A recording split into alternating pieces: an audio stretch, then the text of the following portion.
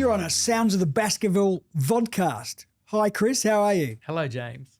Great to have you back on your own vodcast, and good afternoon. There's an afternoon, and we're once again joined by friend of the Sounds of the Baskerville, Ginette Muller. How are you, Ginette? I'm very well. Thanks for having me on again, guys. Now, Chris, we've made some bold predictions before, and we've got about an 0-5 hit rate, I think, in terms of actually, not necessarily that they won't come to pass, but certainly any of the times we've ever said. Yeah. Yeah, so zombie apocalypse comes Yeah. to mind. So a number of things were predicted. But so one thing that we've sort of speculated about, Ginette, was whether this whole small business restructuring seemed to be on the up and up. Like there just seems to be more of them, more people getting into them.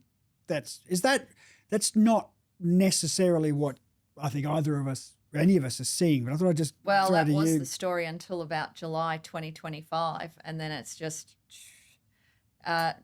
stopped effectively. They're declining. They're still higher than last year. Sorry, they're still high, but certainly in July we had our first lower than last year, which is interesting to say the least. So we were going like this, and now we're going like that. Now insolvencies are still high. So I don't know, Chris, what's your take on why? Yeah, I wonder if we've flushed out all the zombies through either just a straight out liquidation or through SBR, so to speak. And maybe we're, you know, the snake that eats the pig, have we gotten through that moment? Yeah. But certainly the insolvencies, including SBR, way over the GFC level in 2012, I think was the highest peak post the GFC. So, And you've talked about that lag before. Usually about a 4-year lag. I don't know. Australia just seems to throw money and try and create a buffer to stop a train wreck hitting immediately. And that's sort of, and sort of people can die with dignity over a period of time as opposed to one big spike. Yeah. Is that Exit with grace or trade on, Or trade on. Well, I suppose the truth is somewhere in between, as it always is. But, Australia's biggest taxpayer is Australian Taxation Office, as we all know. So really, I think the answer is probably look at them. What are they doing? And anecdotally, you'd have to say that their skill base in the area of assessing small business restructurings has improved significantly. They have tooled up. They have a lot more staff working there now. They have skills. We're told. I attended a conference with the tax office, and they were very proud of their new skills and their new team. And so there's this added level of scrutiny that I think a lot of practitioners and a lot of plans are coming under. What do you think about that? Yeah, that was interesting because I remember because it was introduced in 1 January 2021. And it was one guy decided all of the SBRs, and we were very proud of ourselves going, we know who that guy is. We know how to contact them. They want to see the plans 5 days in advance, and you could actually talk to them and say, hey, what does this plan feel like? And then 18 months, you couldn't get a hold of this one fellow because they replaced it with another 1,000. Yeah, that might be a slight exaggeration, but there's more of them. Anyway. There's more of them, and more being trained. And I think you're right. They're now asking the tough questions that they wouldn't necessarily ask in the beginning. In fact, I think in the early days, they were trying to find ways to say yes. And now it feels like they are looking for what is the main reason to say no in a lot of cases. So is it gone? So if we say the major creditor is usually the tax office, and you and I have done Chris and I have looked at this a couple of times with the ASIC reports, usually the tax office. And if it's not just the tax office, it's mostly them, so. I think 80% was the tax office was the deciding factor in the small business restructuring. So Ginette, do you think the tax office, if the biggest creditor is getting a little less, we're not saying, they're spending a bit more time on them and they're a bit more scrutiny, yeah, then that means that people who aren't putting in the effort for their report, is that what is this? Okay. We're going so to anecdotal. There's a number of things from my take, and the Rosetta Stone comes to mind. So you do get feedback from the tax office prior to them voting. They always said that they were going to give practitioners feedback. If you get your report in on time, and you've got all of the things that they've asked for, they will give you some feedback. And a lot of times it'll sound something like this: you need to increase the offer substantially. Oh my goodness, what does substantially mean? So that's the first thing. How do we interpret this language? The second thing is your client has some compliance issues. Oh, what does that mean? Compliance personally, compliance for the company. What is compliance? Is that they were late with a few BASs, they didn't lodge a tax return in 2020? I mean, what does that mean? So, it's a bit of a minefield to walk through to try to interpret this new language, but a lot of people are giving it their best shot, and we've come up with some ideas on what the new language means. And the clients that you have to increase the offer. 20 cents or 10 cents is not going to cut it for those particular clients that have these issues on their record. Div 7A is another one that comes to mind. So it's a director's loan. A director's loan account. Yeah, and understandably so. If you've taken money out of the company and you're now asking for the tax office to take a haircut, well, they don't like that. So find a way to to get them to yes. It's all about moving them to this yes, and you get one shot at it. So I don't know if you've experienced something like that, Chris. Yeah, the interesting part, I remember, and we talked about this previously, is where the director's loan account equals the tax debt. So it's kind of like, and then the obvious question then is, well, if the director just pays the loan back, you can pay all of your taxes. So why should we compromise? That's or let this company go to the liquidator and let the liquidator go and recover the loan from the director. Yeah. That was the attitude. Yeah, that's it. But I also should say that I think there's another issue other than the tax office. I think we are starting to see, particularly in the firms that do a lot of SBRs, that their percentages of success are starting to come down.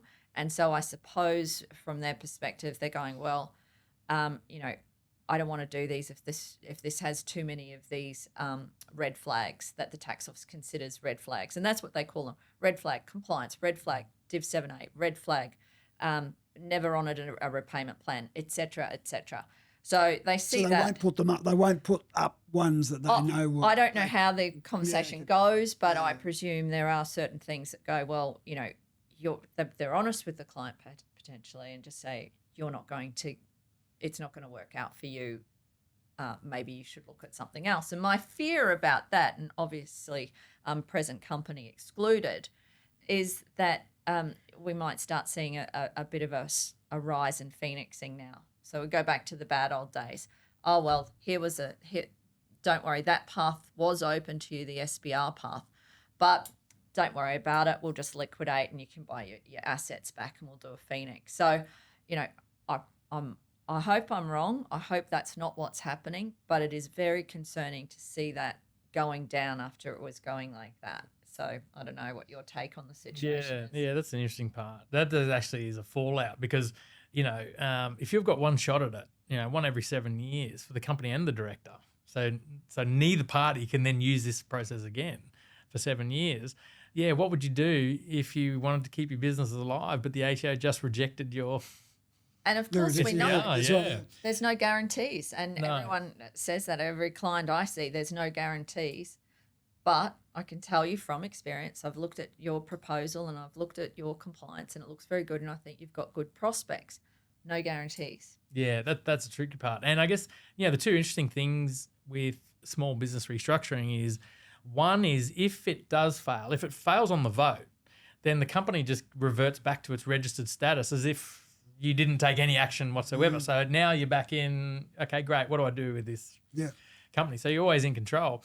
And the other one is you win 51% of the dollar value of the vote of creditors, which sometimes rests in one creditor's hands, which is normally the ATO. So, the way you write your reports, you do everything. If you know the ATO is the only one you need to convince here, you throw everything in the kitchen sink to help the ATO make those decisions, including disclosing loan accounts and all that sort of jazz, because they're going to ask for it anyway. So we would 100%. front load everything when you're dealing with the ATO.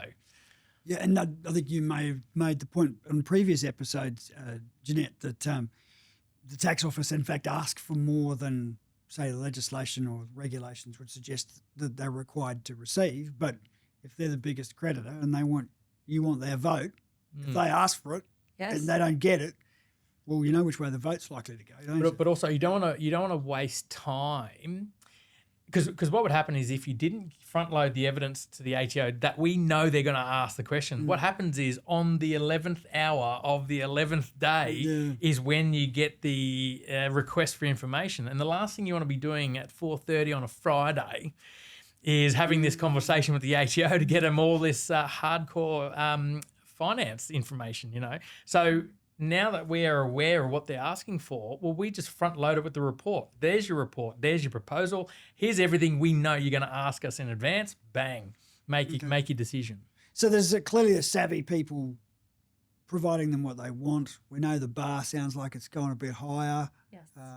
Maybe a few more cents in the dollar. Yeah. If it's got hairs on it, like they've not great compliance history, we think they haven't put in their BASs or something. It's not going to be 20 cents. It might be. It's going to cost you a bit more, and then you're going to have to make, as a director, you're going to have to make a decision.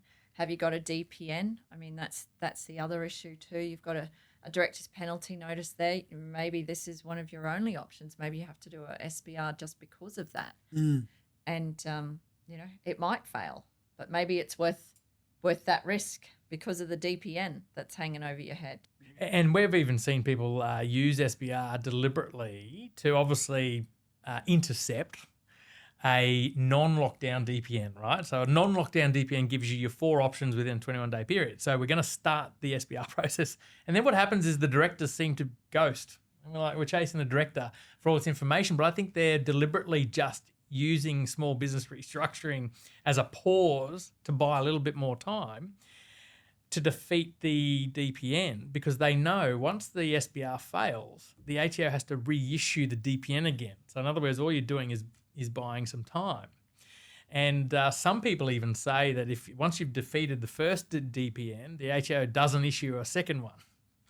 But I wouldn't want to. I wouldn't want to test that hypothesis. You're not the only practitioner we've heard saying that they've had people ghost them. Yeah. So it is.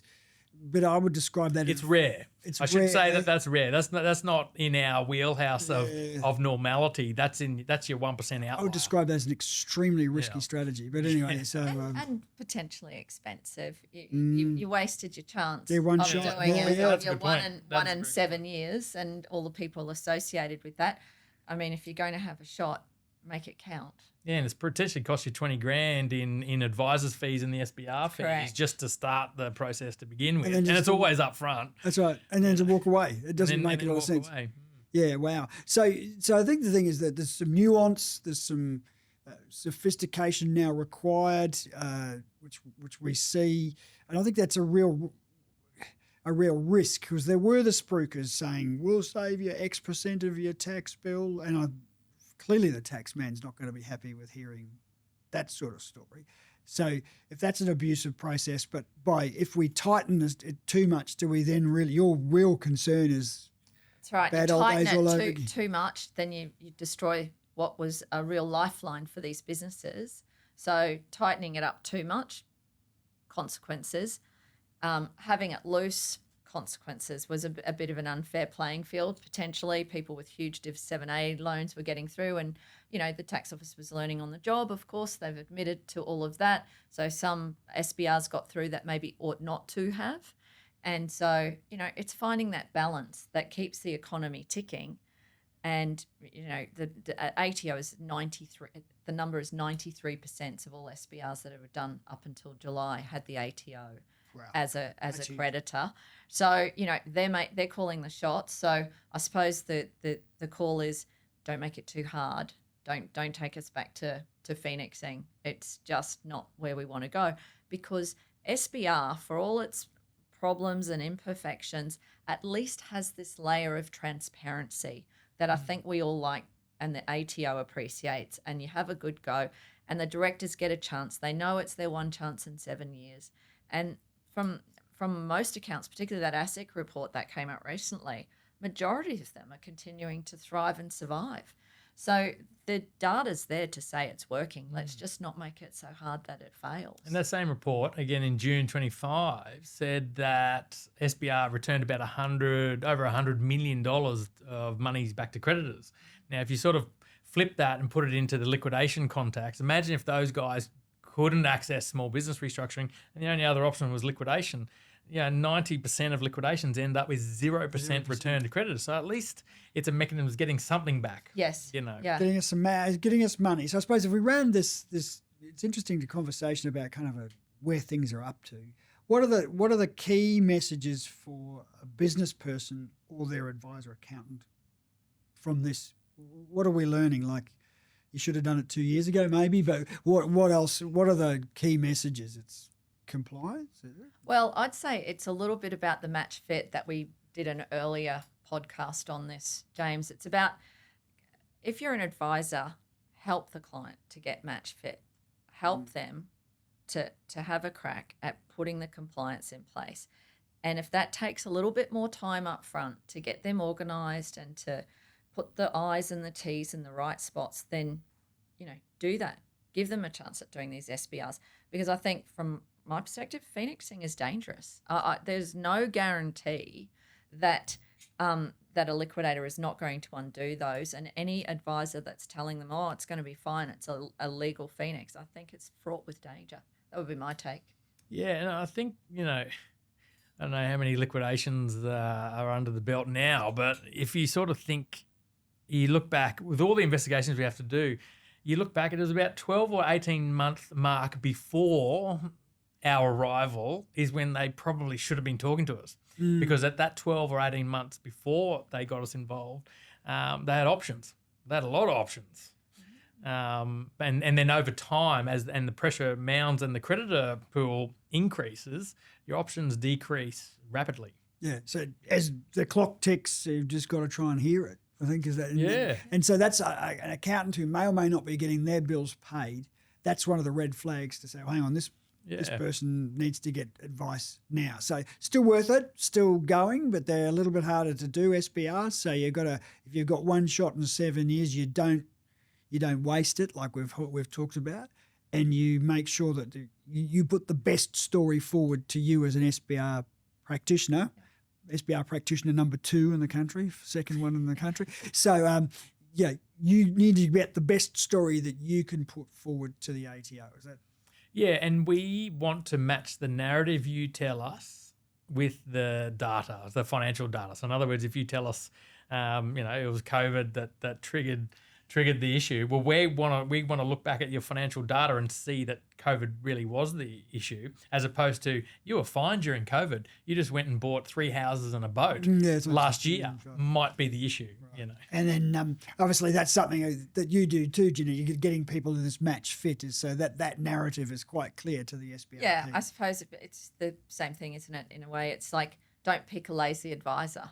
Get someone who's going to do the hard yards with you to get you match fit. And maybe that's where it ends at this episode, is if it sounds too good to be true, it probably is. And if sometimes it takes a bit of work to get the right solution.